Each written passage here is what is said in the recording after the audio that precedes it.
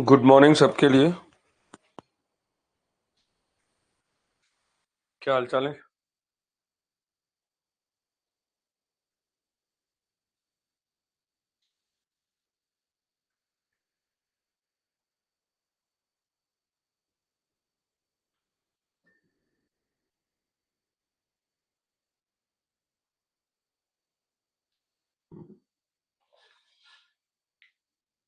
Yes, आप सबको भी happy teachers day.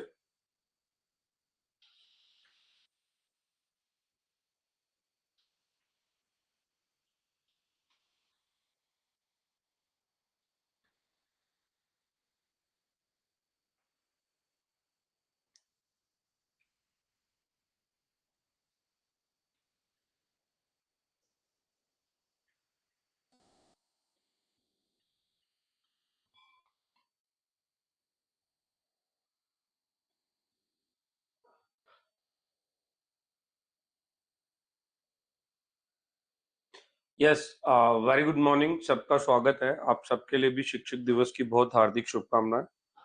I hope कि आप भी अपने जीवन में एक सफल शिक्षक का पद हासिल करें और तरक्की करें, आगे बढ़ें। आप सबके लिए बहुत दुआएं, बहुत सारी ब्लेसिंग्स। आ जाइए, फटाफट स्टार्ट करते हैं आज के इस सेशन को।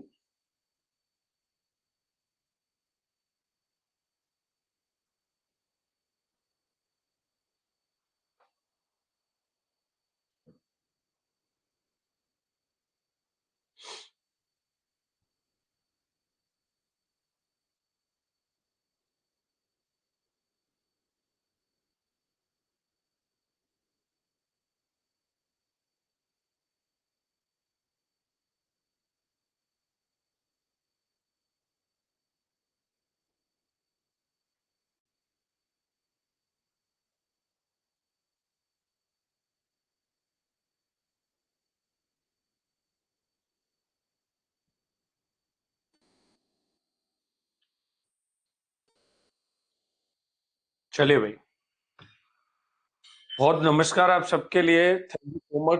आपके बहुत सारे कमेंट्स थे, सबको पढ़ करके पर्सनली रिप्लाई देना संभव नहीं है। आप सबके लिए बहुत बहुत धन्यवाद, बहुत थैंक यू सो मच आप सबके लिए। और आज शिक्षक दिवस है, डॉक्टर सर्वपल्ली राधाकृष्णन का जन्म दिवस, जिन्होंने कहा था कि मेरे जन्म दिवस को शिक्षक दिवस के रूप में मनाया जाए। और मैं ईश्वर से प्रार्थना करता हूँ अगला शिक्षक दिवस आप किसी राजकीय विद्यालय, महाविद्यालय या विश्वविद्यालय में एक पद को सुशोभित करते हुए मना रहे हों। तो ऐसी मेरी इच्छाएं हैं, ऐसी मेरी ख्वाहिश है और ऐसी मेरी ईश्वर से प्रार्थना है। चलिएगा, बहुत बहुत धन्यवाद आप सबके लिए। स्टार्ट करते हैं। कल जो मैं सेशन बता रहा था, एक मैप है ये, इसमें आप लोग देख सकते हैं भारत के समुद्री मार्ग को जो खोजा गया था, इस माध्यम से ही मैंने आपको बताया था। सबसे पहले भारत में आने वाले जो व्यक्ति हुआ करते थे वो पुर्तगीज थे। तो ये पुर्तगाल हो जाएगा आपका यहाँ पर। और पुर्तगाल की राजधानी लिस्बन थी, मैंने आपको बताया था। तो लिस्बन से ये लोग स्टार्ट हुए, ठीक है। और लिस्बन से ये किस तरीके से इनका मार्ग आया, है ना, और वो सारी चीजें आप लोगों को देखनी है।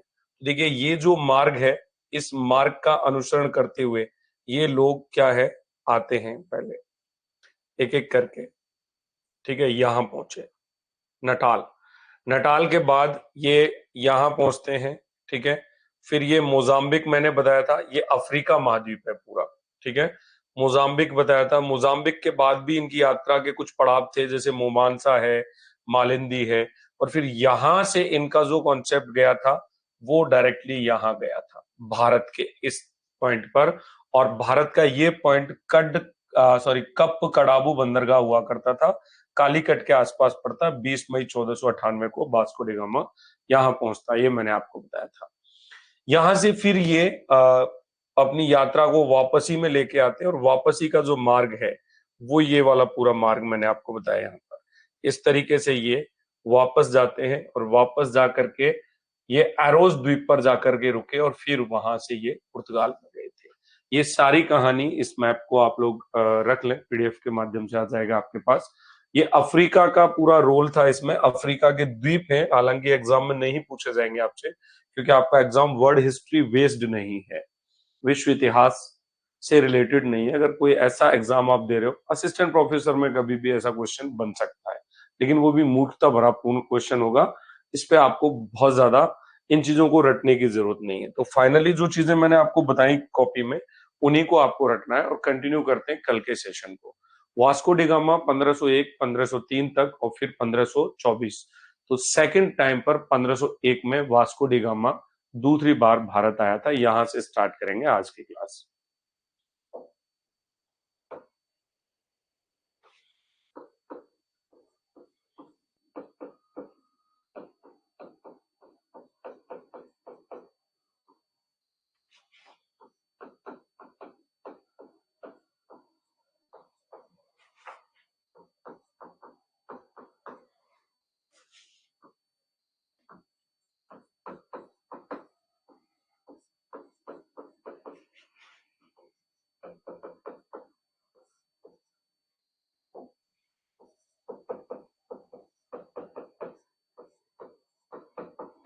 अब दूसरी बार जब ये भारत आया, तो कल तक की क्लास में आप लोग ये देख रहे थे अरबी व्यापारियों के साथ में। सुमित जी, आपके लिए भी हैप्पी टीचर्स डे, बहुत बहुत धन्यवाद, thank you, God bless you. सुनिएगा, कल आपने देखा कि पुर्तगाली अरबियों के साथ में प्रतिस्पर्धा कर रहे हैं। किन किन जगहों पर वो अरबी आक्रमणों पर मतलब अरबी ठिकानों पर आक्रमण करते हैं, उनकी चीजों को लूट लेते हैं, उनकी बस्तियों को जला देते हैं, जमोरिन को भी यहाँ तक वो है असंतुष्ट कर देते हैं। यहाँ तक की सारी बातें हम लोगों ने कल बताई थी आपको। कल मैंने आपको बताया था कि जो है कोचीन और कैनानूर के साथ उन्होंने क्या किया था, जहां कालीकट के शासक जमूरिन की शत्रुता थी, वहां के राजाओं के साथ, वहां के छोटे छोटे शासक होते थे, बड़े राजा नहीं थे, इन लोगों ने क्या कर लिया था, अपनी मित्रता स्थापित कर ली थी। तो 1501 ईस्वी में वास्को डिगामा दूसरी बार भारत आता है। अब कहानी क्या थी कि इसने जमोरिन से मुसलमान निवासियों के निर्वासन की मांग की और कालीकट की जो फैक्ट्री थी उसको किलेबंद कराने की डिमांड की कि भाई कालीकट वाली फैक्ट्री को मैं किलेबंद कराना चाहता हूं, उसकी चार दीवारी कराना चाहता हूं। ठीक है, अब इस बात से जमोरिन ने स्पष्ट इनकार कर दिया, क्योंकि पहले राउंड में जमोरिन का स्वागत करता है, जमोरिन को एक मित्रतापूर्ण व्यवहार के साथ में कौन रखता है, सॉरी जमोरिन रखता है किसको, वास्को डिगामा को। लेकिन सेकंड राउंड में ये परिस्थितियां नहीं आई। ठीक है, तो कहानी क्या थी सुनिएगा। तो दूसरी बार भारत आया और अब भारत आकर के इसने क्या किया, ये जमोरिन के पास गया, कालीकट गया और जमोरिन के पास जाकर के इसने क्या किया, मुसलमान निर्वासन की मांग की, मुसलमानों के निर्वासन की मांग की और कालीकट की फैक्ट्री को किलेबंद कराने की मांग की। भारत आया, जमोरिन के पास गया। ठीक है, अब जमोरिन से इसने दो डिमांड रखी। क्या डिमांड रखी, दो डिमांड रखी इसने कि एक तो मुसलमान को निर्वासित करो और दूसरी इसने डिमांड क्या रखी जमूरिन के सामने कि कालीकट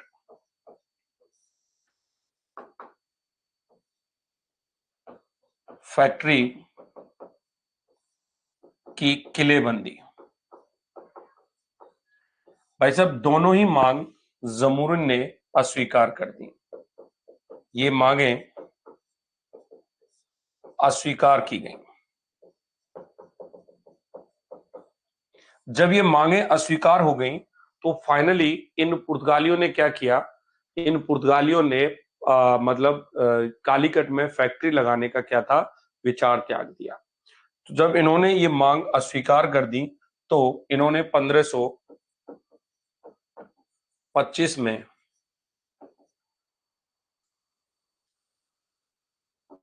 फाइनली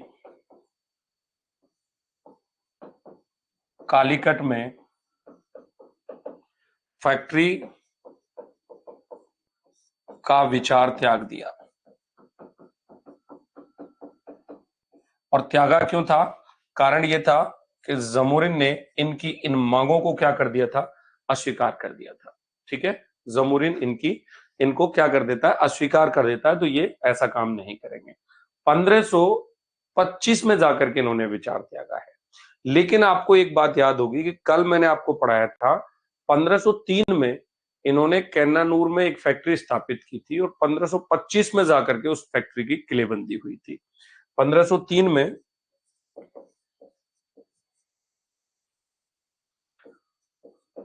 कैन्नानूर में एक फैक्ट्री स्थापित हुई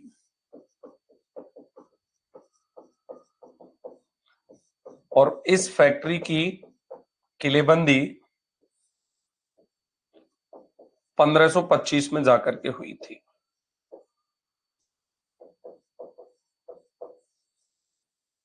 इस फैक्ट्री की किलेबंदी कब हुई थी? 1525 में जाकर के हुई थी। लिखो फटाफट डायग्राम बना करके इसको। यही फैक्ट्री जो थी पुर्तगालियों की प्रथम किलेबंद फैक्ट्री मानी जाती है।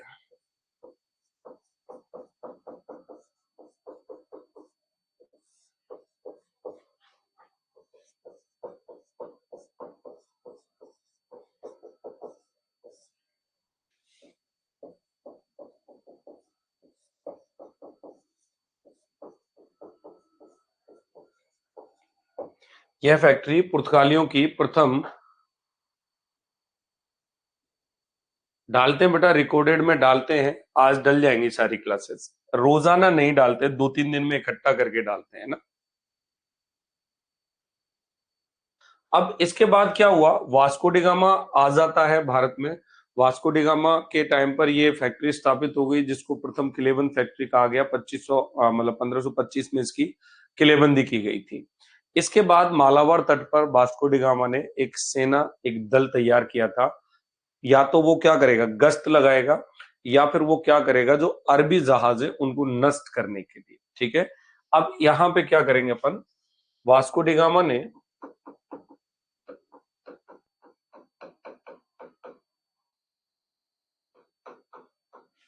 क्या किया, मालाबार तट पर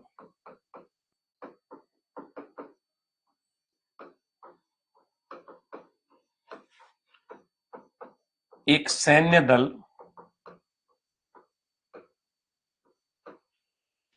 स्थापित किया। अब वो सैन्य दल क्यों स्थापित हुआ? ये क्या करेगा, अरबी जहाजों को नष्ट करने एवं गश्त हेतु, कि भैया आप चौकसी रखो। अब इसने मालाबार के तट पर इन अरबी जहाजों को मतलब डिफीट करने के लिए एक सैन्य दल तैयार कर दिया। अब ये प्लानिंग्स कर रहा है अच्छी अच्छी। गुड मॉर्निंग आप सबके लिए, वेलकम। सुनिएगा, तो इसने क्या किया कि सबसे पहले भारतीय तट पर और अरब सागर पर प्रभुत्व जमाने के लिए एक स्पष्ट योजना तैयार की थी। कहा जा सकता है कि वास्को डी गामा ने ही सबसे पहले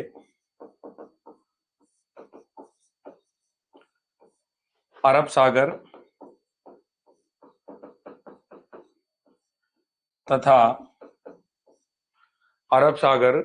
तथा भारतीय तट पर प्रभुत्व जमाने की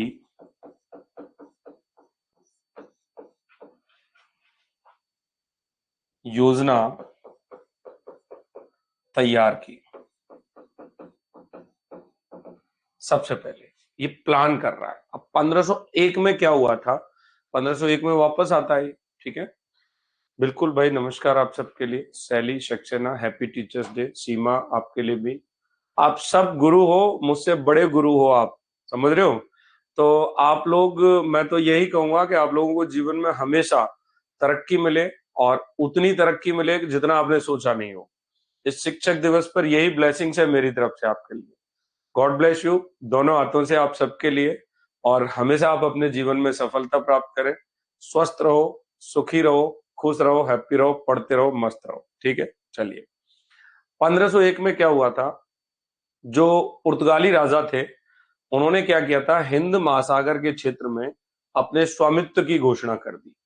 और कुछ ऐसे देश थे जैसे कि इथोपिया था, अरब था, फारस था, या भारत, उसमें ऑलरेडी भारत भी था। भारत का जो जहाजरानी व्यापार था, यानी जहाजों के माध्यम से जो व्यापार था, या जो विजय थी, ठीक है, मतलब जहाजरानी वाणिज्य तथा विजयों के शाह की एक उपाधि धारण की थी इन्होंने। किसने? पुर्तगाली राजा ने।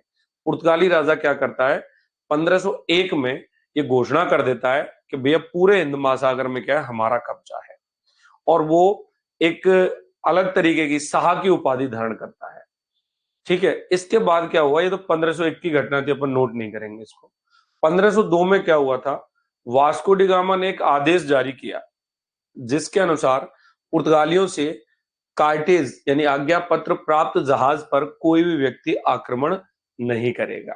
तो 1502 में वास्को डी गामा ने एक क्या किया था, कार्टेज 1502 में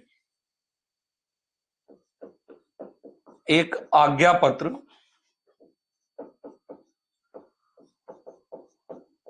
यानी कि कार्टेज जारी किया।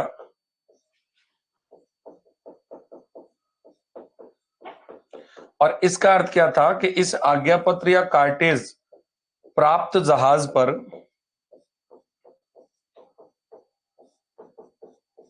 कोई भी आक्रमण नहीं करेगा।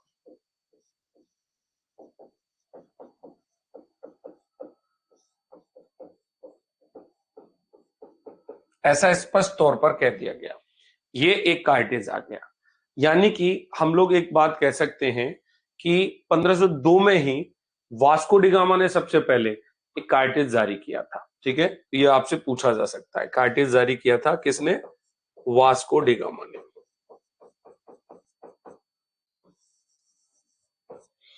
अच्छा प्रश्न बनता है यहां से, क्योंकि कार्टेज पुर्तगालियों ने जारी किया था ये तो आप सबको पता रहता था, लेकिन कार्टेज पुर्तगालियों में किसने जारी किया, इसमें से कई बार बच्चों को भूल चूक हो जाती है। अब कहानी क्या थी, 1503 में ये भारत से वापस चला गया और 1524 में तीसरी बार भारत आया था। तो 1503 में एक बार यहां से वापस जाता है,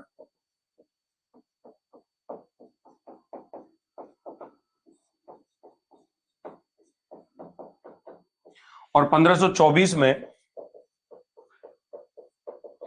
तीसरी बार भारत आता है।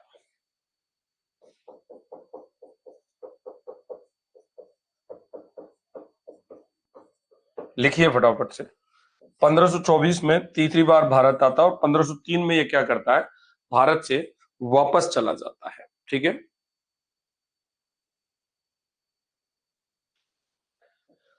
1524 में जब ये भारत आया तो इस टाइम पर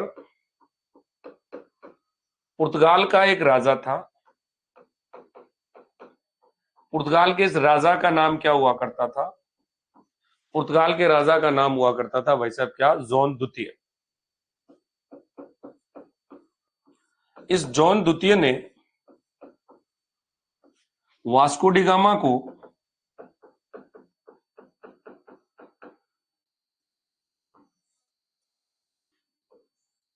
भारत का गवर्नर बनाकर भेजा।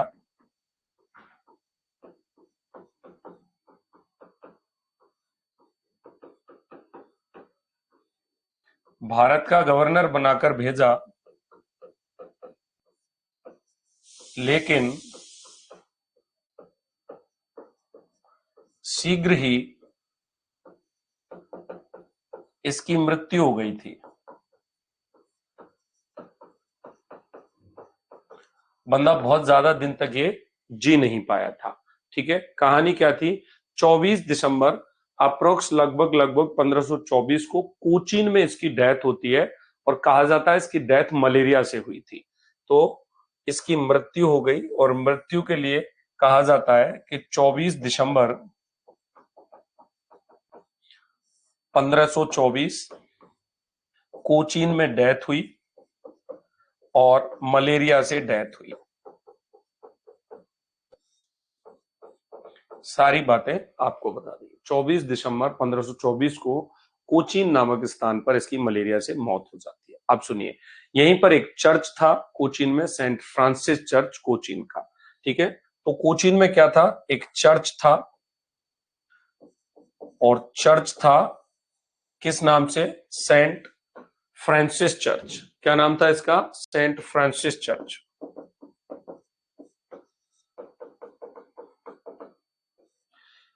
इसके निकट वास्को डी गामा की कब्र बना दी गई।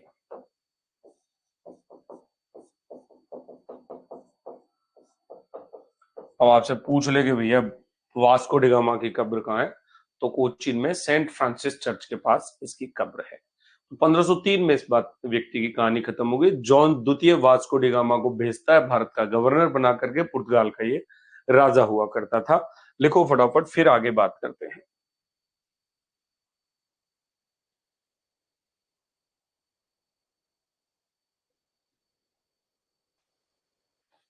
देखिए, अब एक नाम आता है इसमें,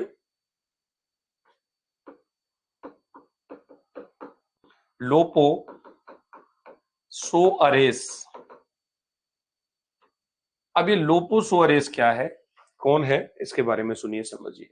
वास्को डी गामा की जब मृत्यु हो गई, ठीक है, तो भारत से चला गया, दुनिया से ही चला गया। तो वास्को डी गामा के भारत से 1503 में जाने वाली बात पे मैं अभी यहां पर ये टॉपिक छेड़ूंगा, क्योंकि मृत्यु तो हुई थी वास्को डी गामा की 1524 में।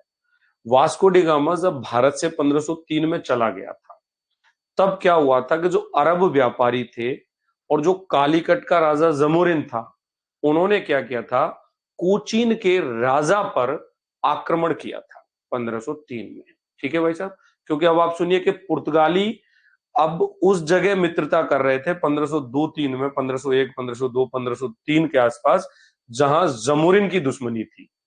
पुर्तगालियों ने यह नहीं सोचा था कि जमोरिन वो पहला व्यक्ति है जो पुर्तगालियों को भारत में प्रश्रय देने वाला माना गया है।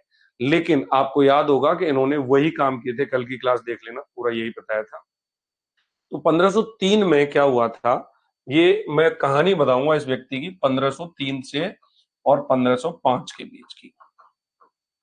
ठीक है, इस टाइम पर क्या हुआ था कि जब वास्को डी गामा भारत से चला गया, 1503 वास्को डी गामा वापस चला गया।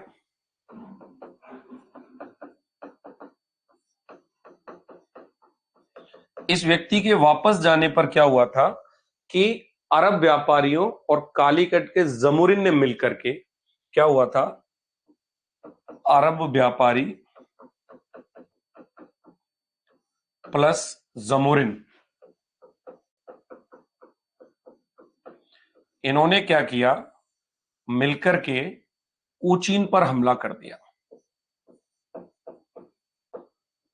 हमला कर दिया और 1503 में ही हमला कर दिया। और कहां पर हमला कर दिया, कोचीन पर हमला कर दिया।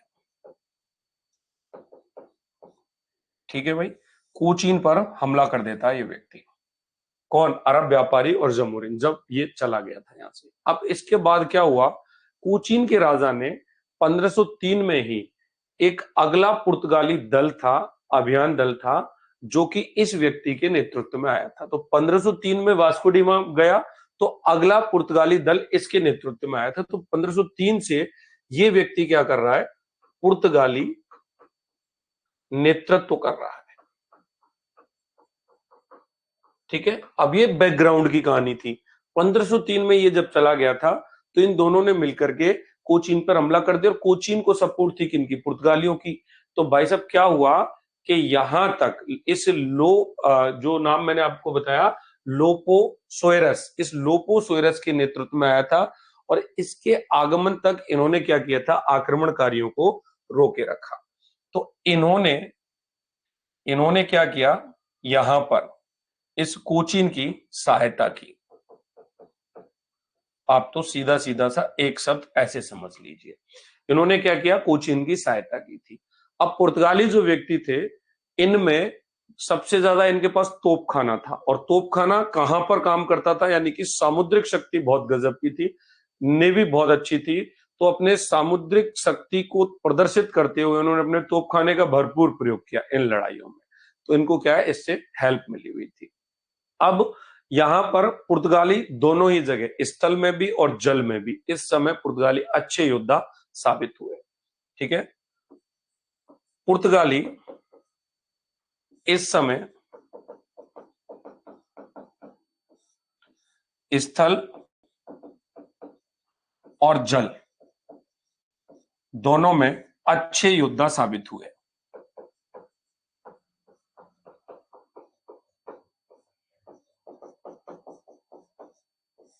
अब कहानी आगे बढ़ेगी धीरे धीरे, ठीक है।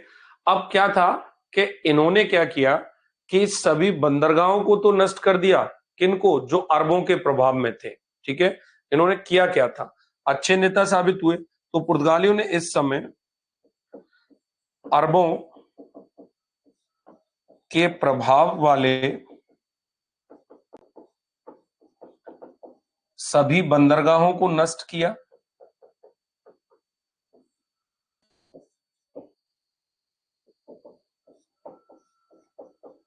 क्योंकि ये लोग मिलकर के क्या कर रहे हैं, कोचीन पर हमला किया था, तो कोचीन क्या पुर्तगालियों के मित्र राज्य में आएगा। अब पुर्तगाली कोचीन की मदद कर रहे हैं, तो अरबों के प्रभाव वाले सब बंदरगाहों को नष्ट कर देते हैं, और साथ ही जमोरिन के राज्य कालीकट के एक बड़े भाग को भी इन्होंने नष्ट किया था यहां पर। तो साथ ही कालीकट के एक बड़े भाग को भी नष्ट किया। लिखो इसको, कालीकट के एक बड़े भाग को भी नष्ट किया।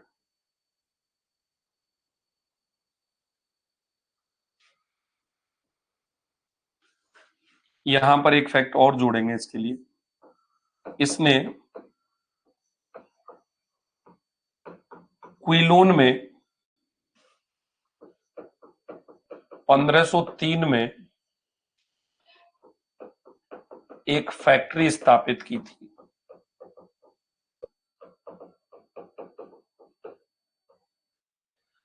क्विलोन में 1503 में लोपो सोएरस ने एक फैक्ट्री स्थापित की हुई थी, ये लिखिए पूरा, ठीक है। अब इसने क्या किया था, अपने जहाजों के अलावा किसी अन्य जहाज के कोचीन पर आने जाने पर पाबंदी लगा दी। तो एक तो ये काम हुआ, एक इन्होंने क्या किया, पुर्तगालियों के अलावा सभी जहाजों पर पुर्तगालियों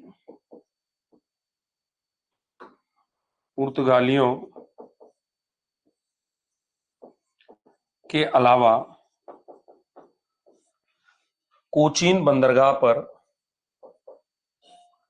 पुर्तगालियों के अलावा कोचीन पर सभी जहाजों के आने जाने पर पाबंदी लगा दी।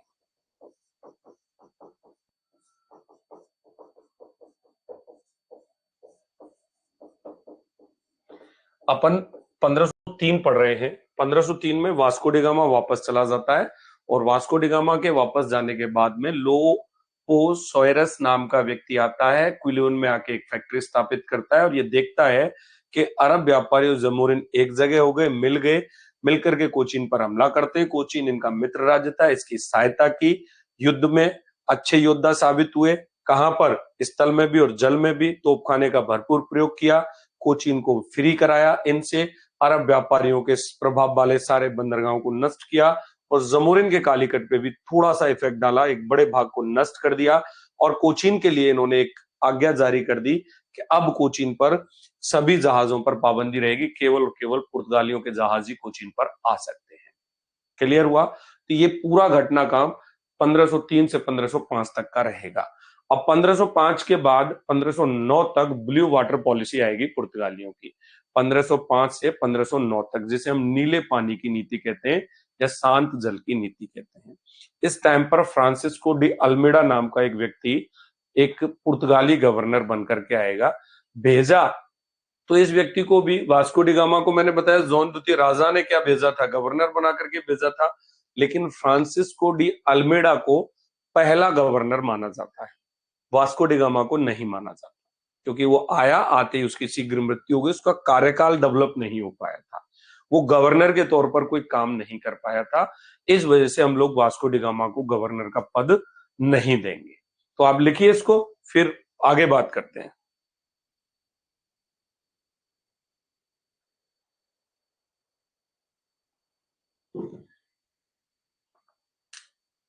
सही चल रहा है ना। क्यों भाई, कोई दिक्कत किसी को?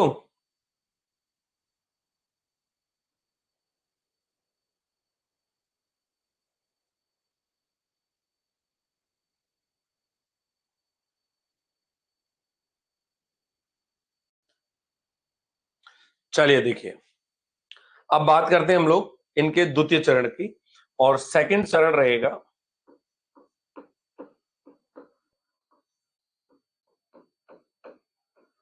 1505 से लेकर के और 1509 तक।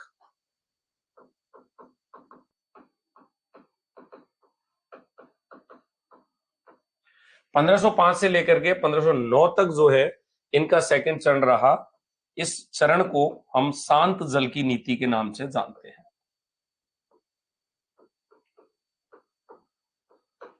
ठीक है, शांत जल की नीति के नाम से जानते हैं। क्या कहते हैं इसको? Blue water policy.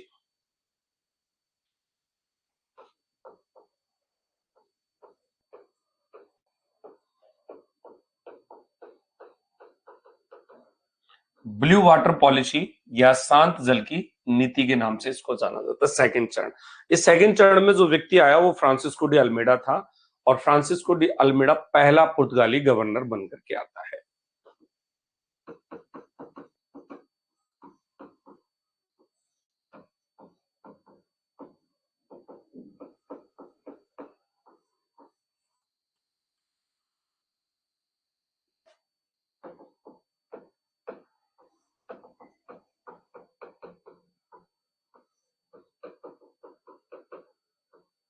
पहला पुर्तगाली गवर्नर। अब इसके टाइम पर क्या था कि पुर्तगाल जब भारत में एंट्री कर रहा था तो पुर्तगाल का प्रारंभिक लक्ष्य क्या था? मसालों पर एकाधिकार प्राप्त करना। लेकिन जब हम कैब्रल की बात करेंगे तो कैब्रल का जब अभियान आया था तो वहां पर क्या हुआ था? पुर्तगाल ने जो पूर्वी दुनिया थी, यानी कि भारत वाला जो इलाका है, और जो यूरोप है, यूरोप के मध्य होने वाले संपूर्ण व्यापार पर एकाधिकार करने का फैसला किया था। कहने का मतलब कि ये जो पुर्तगाली थे, प्रारंभ में केवल इनका उद्देश्य क्या था कि हम लोग मसाला व्यापार पर अपना एकाधिकार रखना चाहते हैं, लेकिन धीरे धीरे इन्होंने संपूर्ण व्यापार पर एकाधिकार करने की नीति बना ली थी। ठीक है, सुनिएगा। प्रारंभ में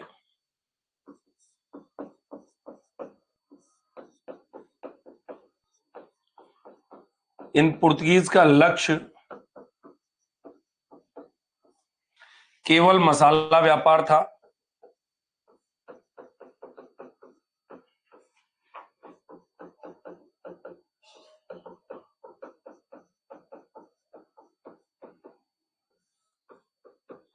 लेकिन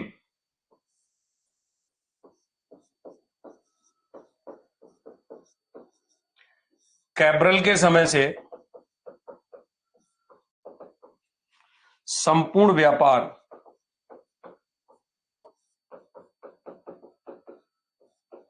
पर एकाधिकार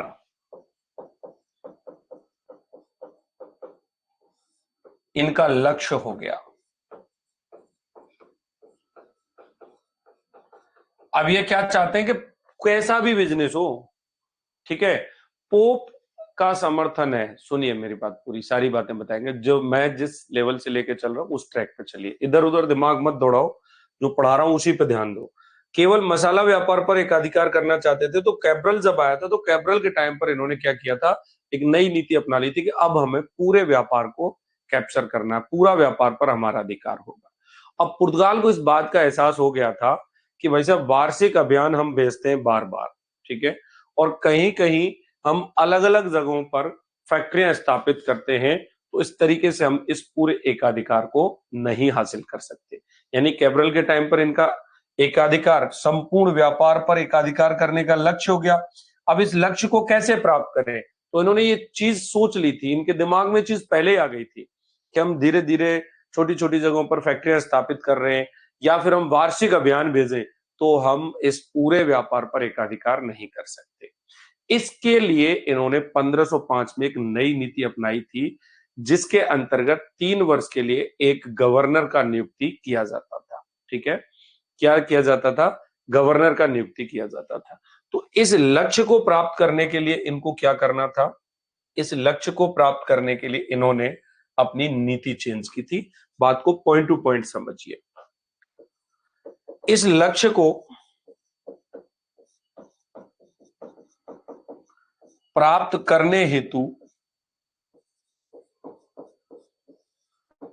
नीति में बदलाव हुआ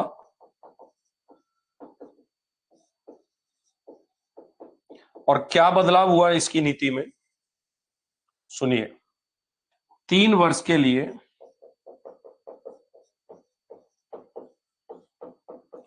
गवर्नर का पद लाए।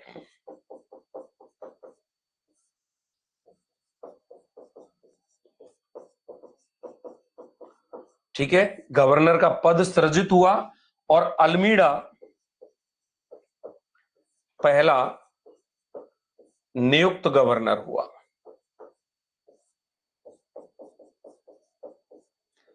क्या हुआ? अल्मीडा पहला नियुक्त गवर्नर हुआ। बोर्ड के अंतिम शब्द अधूरे दिखते हैं, कोई बात नहीं, और कम कर लेंगे उसको, मैं उधर नहीं लिखूंगा। एकाधिकार इनका लक्ष्य हो गया, थोड़ा इधर लिख लिया करेंगे, रामपाल जी थोड़ा सा एडजस्ट कर लो। 1505 में अल्मीडा भारत आया और पुर्तगाल की सरकार ने इस अल्मीडा को जो निर्देश देकर के भेजा था वो ये था कि भाई साहब भारत में तुम जाओ और भारत में जाकर के ऐसे दुर्ग बनाओ जिनका लक्ष्य सुरक्षा ना होकर के हिंद महासागर के व्यापार पर नियंत्रण स्थापित करना हो। इसको स्पष्ट शब्दों में एक बात कह करके भेजा था। क्या करके भेजा था? तो अल्मीडा पहला गवर्नर नियुक्त हुआ, ठीक है, 1505, और अल्मीडा को स्पष्ट आदेश दिया गया। अल्मीडा को स्पष्ट यह निर्देश मिला हुआ था कि भारत में जाकर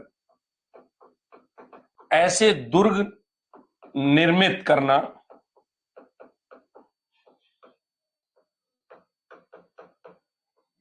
जिनका उद्देश्य क्या है? उन दुर्गों का उद्देश्य सुरक्षा नहीं है बल्कि हिंद महासागर के व्यापार पर नियंत्रण है। ऐसे दुर्ग निर्मित करना जिनका लक्ष्य सुरक्षा नहीं हो, सुरक्षा के बजाय हिंद महासागर पर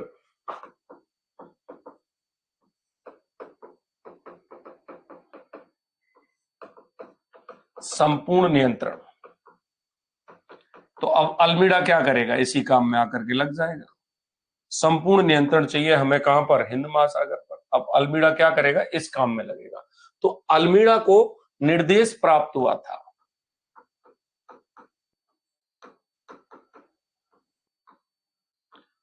पुर्तगाली सरकार की तरफ से अल्मीडा को क्या निर्देश मिला कि भारत में जाकर के ऐसे दुर्गों का निर्माण करो जिनका उद्देश्य क्या है? जिनका उद्देश्य हिंद महासागर पर कैप्चर करना है, ना कि केवल और केवल व्यापार पर। तो पुर्तगाली क्या कर रहे हैं? स्थानीय शक्ति के विकास के स्थान पर समुद्री शक्ति के विकास पर पूरा ध्यान लगा देते हैं। क्या करते हैं? अतः इन्होंने पूरा ध्यान, ठीक है, अतः अल्मीडा ने पूरा ध्यान कहां लगाया? पूरा ध्यान समुद्री शक्ति विकसित करने में लगाया।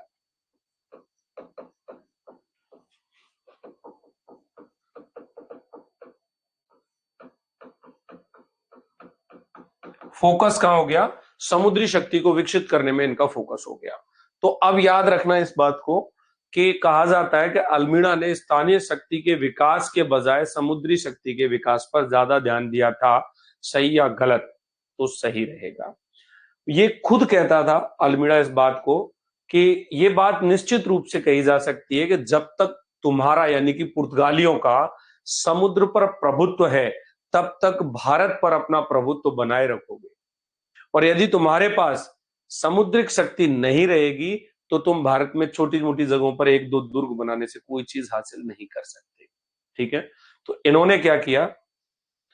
समुद्री शक्ति विकसित करने में पूरा ध्यान लगाया। यही समुद्री शक्ति इनकी क्या थी? नीले पानी की शांत जल नीति के नाम से जानी जाती है। नीले पानी की शांत जल नीति के नाम से जानी जाती है। अब इसमें क्या था, इन्होंने ये डेवलपमेंट कर लिया, यानी समुद्र में अपनी पावर फैला दी चारों तरफ। ठीक है भाई। अब यहां पर क्या था, इसके बाद अल्मीड़ा ने एक अंजदीव नाम का एक द्वीप था, उस पर एक दुर्ग बनवाया। ठीक है, अंजदीव, अंजदीव पर एक दुर्ग का निर्माण कराया, समुद्र में है यह स्थान।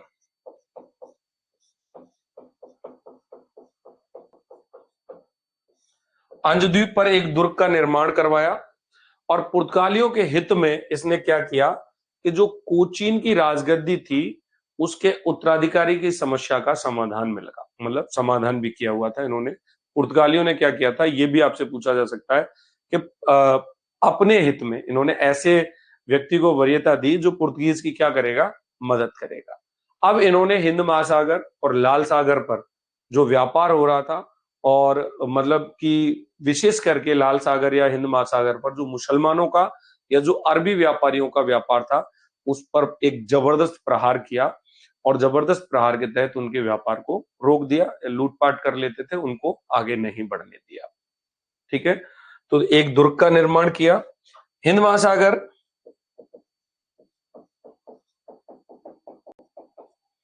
एवं लाल सागर से मुसलमानों एवं अरबी व्यापारियों के व्यापार पर जबरदस्त प्रहार किया।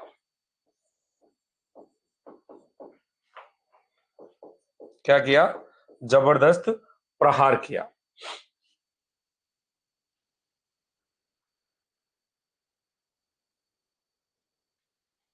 ठीक है, जब इन्होंने बहुत जबरदस्त प्रहार किया तो इसका परिणाम क्या निकला, इसके परिणाम स्वरूप क्या हुआ,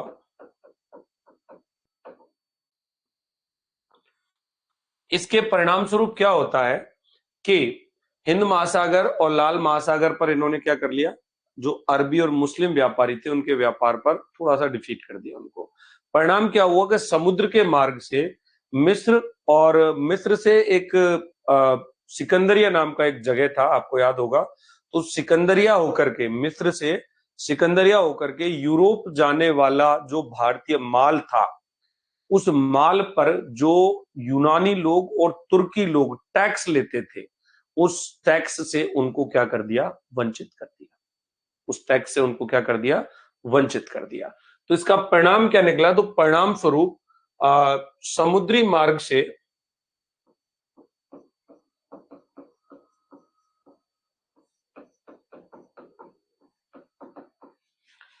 मिस्र,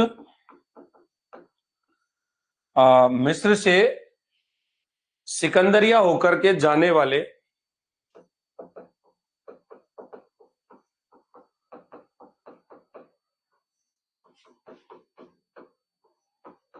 यूरोप जाने वाले भारतीय माल,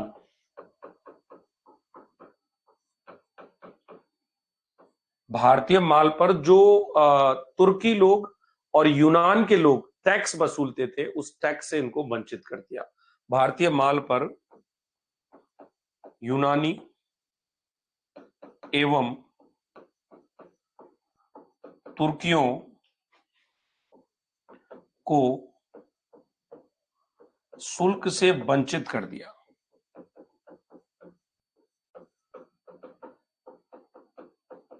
ठीक है, अब कहानी क्या आ रही थी, ये अपना प्रभाव दिखा रहे हैं। सबसे पहले ये इनकी शांत जल की नीति ही चल रही है, ये अरबी व्यापारियों और मुसलमान व्यापारियों को और यूनानी और तुर्कियों को भारत में बैठे बैठे डिफीट दे रहे हैं, क्योंकि इन्होंने उस मार्ग को कैप्चर कर रखा है। अब इसी स्थिति में क्या था कि बीजापुर और गुजरात दो भारत के राज्य हैं।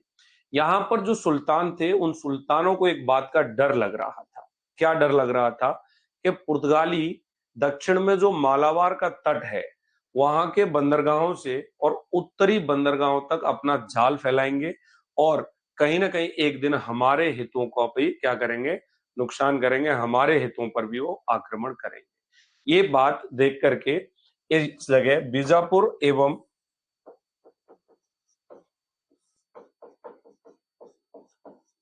गुजरात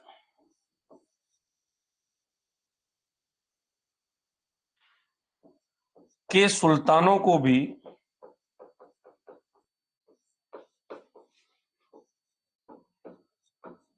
पुर्तगालियों से भय हो गया।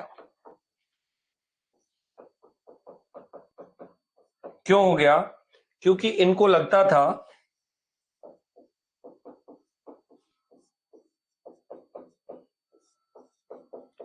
कि पुर्तगाली अब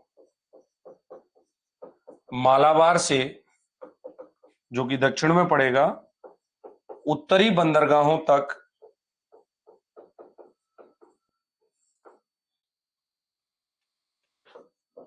अपना जाल फैलाएंगे।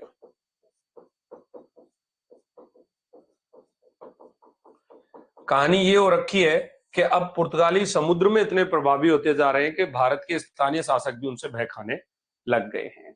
अब कहानी क्या हुई, इस जगह एक बहुत बड़ा कंसेप्ट का अच्छा प्रश्न बनता है। आपको लग रहा होगा गुरुजी एक्स्ट्रा लिखा रहे हैं, लेकिन एक्स्ट्रा नहीं लिखा रहा। इससे क्या हुआ कि बीजापुर, गुजरात, इन दोनों राज्यों ने मिस्र और तुर्कियों से मिलकर के एक संयुक्त मुस्लिम नौसैनिक मोर्चे का गठन किया था पुर्तगालियों के खिलाफ। ठीक है, तो इस बात से क्या हुआ था कि बीजापुर और गुजरात, अब इधर तो इन्होंने इनको रोक दिया, तुर्की वगैरह को, सबको। तो इसके बाद में क्या हुआ था, इन लोगों ने, इससे क्या हुआ, एक संयुक्त मोर्चा गठित हुआ। अब कौन सा संयुक्त मोर्चा गठित हुआ? जिसमें बीजापुर के सुल्तान प्लस गुजरात के सुल्तान प्लस मिस्र प्लस तुर्की, इन सब ने मिलकर के क्या किया? अब देखिए पुर्तगालियों की शक्ति कितनी बढ़ रही है। इन सब ने मिलकर के एक मुस्लिम नौसैनिक दल तैयार किया।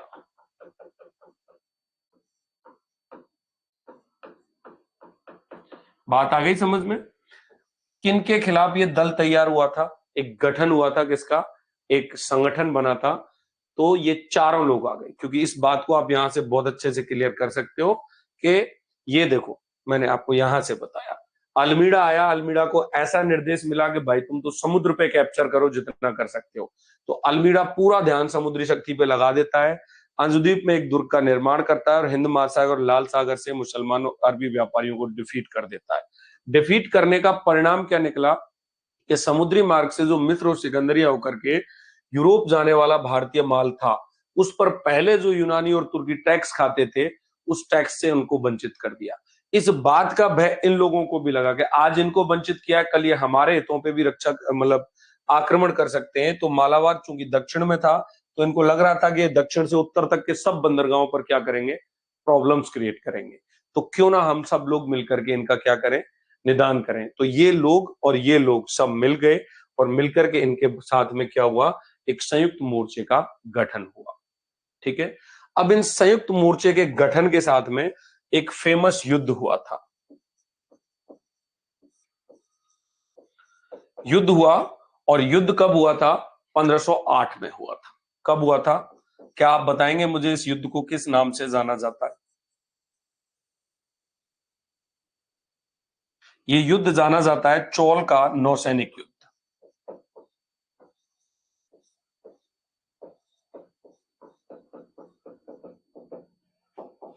इतना पढ़ते हो छोड़ देते हो, पहले बताओ। अरे सो गए क्या? तो चौल का नौसैनिक युद्ध हुआ इस संयुक्त मोर्चे का पुर्तगालियों के साथ। वेरी गुड, चौल का युद्ध हुआ, बहुत बढ़िया। तो अब कहानी क्या थी कि चौल के निकट ये युद्ध लड़ा गया था। इस युद्ध में ये एक संयुक्त मोर्चा भी काम कर रहा था, और पुर्तगाली नौसैनिक बेड़े को इन्होंने हरा दिया। किसको हरा दिया? अब भाई साहब इधर तो संयुक्त मोर्चा,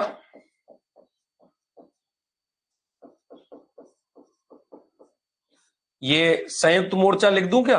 एक तरफ युद्ध में और दूसरी तरफ पुर्तगाली। नेतृत्व अल्मीड़ा के द्वारा। अल्मीड़ा का पुत्र इस युद्ध में मारा गया था।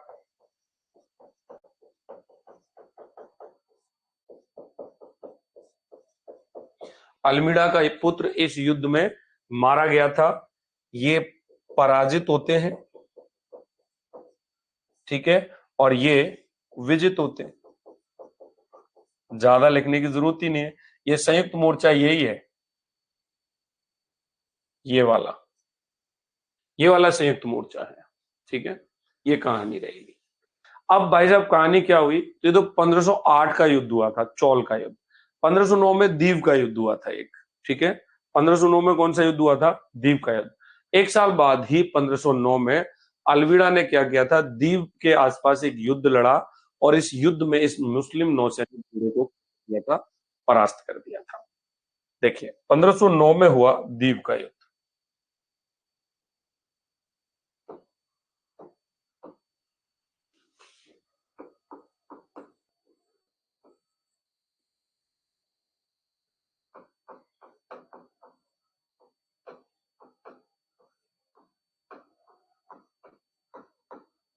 भाई साहब 1509 में दीव का युद्ध हुआ, और दीव का युद्ध क्या हुआ?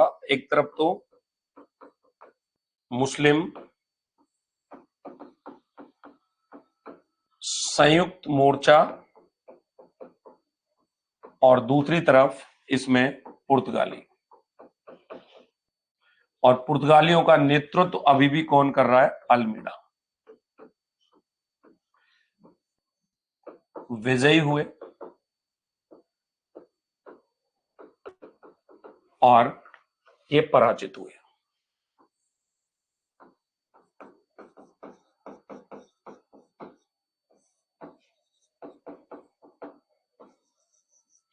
पराजित हुए। अब पराजित होने का एक परिणाम निकला कि पूरे ईसाई जगत में, जो ईसाइयों की जो दुनिया थी, उनमें नौसैनिक श्रेष्ठता स्थापित हो गई।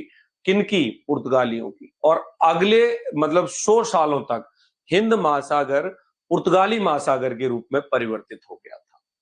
इस युद्ध से क्या हुआ? पराजित हुए। पराजित के बाद परिणाम क्या निकला? परिणाम स्वरूप पुर्तगाली संपूर्ण ईसाई जगत में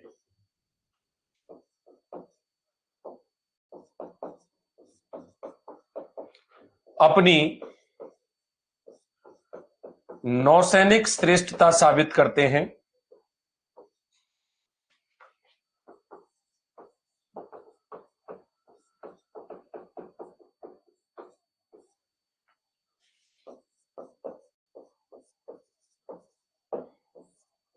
जो कि अगली एक शताब्दी तक, यानी अगले 100 सालों तक पुर्तगाली मतलब हिंद महासागर इन्होंने क्या बना दिया था? पुर्तगाली महासागर के आधार पर बना दिया था। किसके आधार पर बना दिया था? पुर्तगाली महासागर के आधार पर इन्होंने तब्दील कर दिया था। तो ये कहानी थी। अब हिंद महासागर को पुर्तगाली महासागर बना दिया तो लिखाने की जरूरत है नहीं, ठीक है। 1509 में क्या होता है? ये व्यक्ति वापस पुर्तगाल चला जाता है और वहां पर मिस्र और पुर्तगाल में एक युद्ध हुआ था। वहां पर मिस्र ने पुर्तगाल को हराया था, उसमें अल्मीड़ा की हत्या हो गई थी, ठीक है। तो 1509 में ये क्या हुआ? 1509 में अल्मीड़ा वापस पुर्तगाल गया,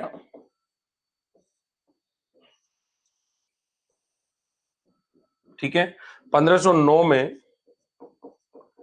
मिस्र वर्सेस पुर्तगाल में एक युद्ध हुआ था।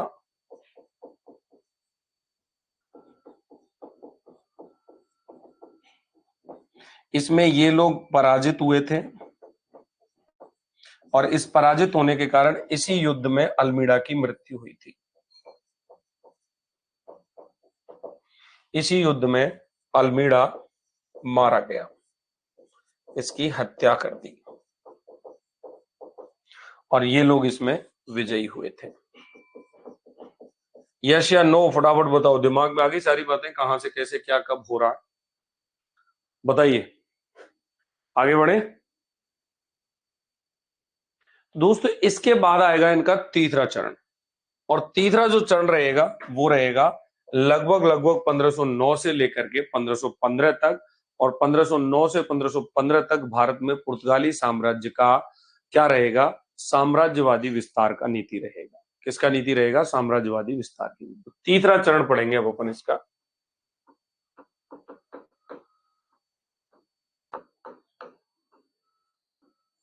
1509 से लेकर 1515 तक, 1509 से 1515 तक साम्राज्यवादी नीति इसको कहेंगे हम लोग। क्या कहेंगे, इनकी साम्राज्यवादी नीति।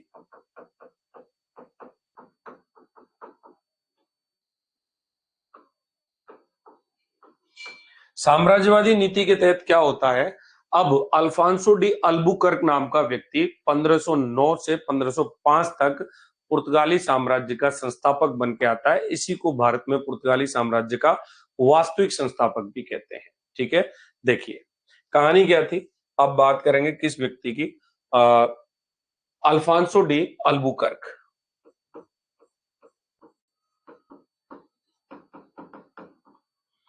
अल्फांसो डी अल्बुकर्क, दोस्तों इस व्यक्ति की पूरी हिस्ट्री पे अगर हम बात करें, अल्फांसो डी अल्बुकर्क की, ये 1509 में तो तीसरे चरण में एक वास्तविक संस्थापक की हैसियत से दिखाई दे रहा है आपको। लेकिन यहां पर एक चीज और थी, ये व्यक्ति जो है ऐसी पोजीशंस में था एक सेकंड रुकिए, पानी पी लेते हैं।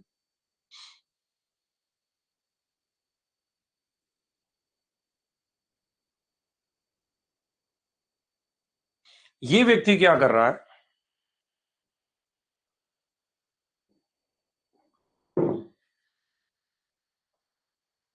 1509 से 1505 तक हम इसको भारत में पुर्तगाली साम्राज्य का वास्तविक संस्थापक भी मानते हैं।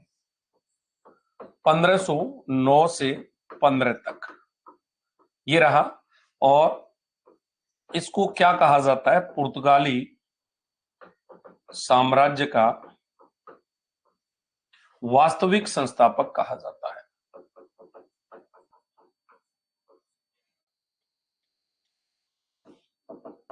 लेकिन अगर इसके बैकग्राउंड पर बात करें तो ये 1503 में आया था। ये व्यक्ति 1503 में भारत आया हुआ था, एक छोटे से जहाजी बेड़े का नायक बनकर के। ठीक है, और इस टाइम पर कहानी क्या थी, इसने बहुत बड़े संतोषजनक ढंग से काम किया था।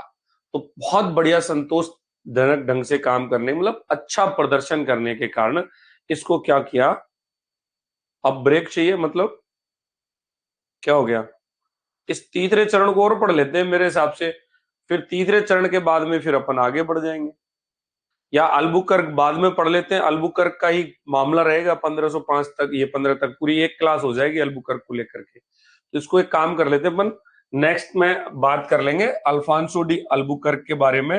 ये 1503 में एक छोटे जहाजी बेड़े का नायक बनकर के आया था। इस क्लास के लिए आपको 2 घंटे का टाइम मैनेज करना पड़ेगा।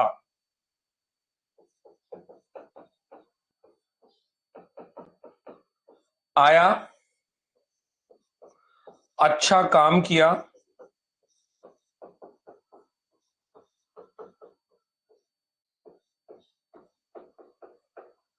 अच्छा कार्य करने के कारण ही इसको 1509 में गवर्नर बनाकर भारत भेजा था।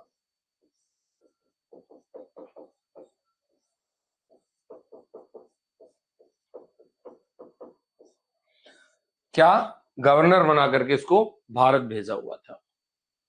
सुनिए मेरी बात, प्रीति शर्मा किसकी क्लास है 1 बजे से? क्लास मिडिवल की लेंगे हम 1 बजे से। हाँ, मुझे लंच करना है अभी, क्योंकि फिर 2:30 बजे तक वो क्लास चलेगी तो 2:30 बजे लेट हो जाएगा। मेरी क्लास है, सुनो मैं भूल गया, कोई बात नहीं। अभी अपन क्या करेंगे, इस क्लास के लिए कोई भी 2 घंटे का टाइम सेट कर लो आप।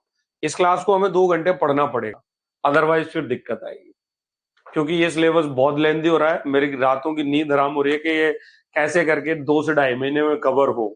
तो नवंबर में मैंने बताया था पारिवारिक प्रोग्राम है, कुछ पापा का रिटायरमेंट है, मैं कम क्लास ले पाऊंगा, तो इस वजह से आप लोग 2 घंटे कर लो। इसकी प्लानिंग सेट करते हैं अपन, ठीक है ना? अभी तो इतना ही रखते हैं, और 1 बजे आता हूं मैं, फिर 1 बजे से मिडिवल करेंगे 1.5 घंटे की, क्योंकि मिडिवल भी खींचना ही है। 1 बजे से 2:30 बजे तक, 2:45 बजे तक मिडिवल पढ़ेंगे, उसको लंबा करेंगे, ठीक है ना? हाँ, उसको लंबा करेंगे, और लंबा करने के बाद में फिर अपन देखते हैं। पीडीएफ लगा के तो क्या ही समझाएंगे यार, पीडीएफ लगा के तो फिर ऐसे तो काम चल जाएगा, पीडीएफ लगा के नहीं पढ़ाना, पीडीएफ लगा के नहीं पढ़ाना, ये ऐसे ही पढ़ाया जाएगा पूरा। आज का क्लास आपको कैसा लगा, कमेंट करके जरूर बताइए, फिर अपन आगे मुलाकात करते हैं 1 बजे। ओके, धन्यवाद।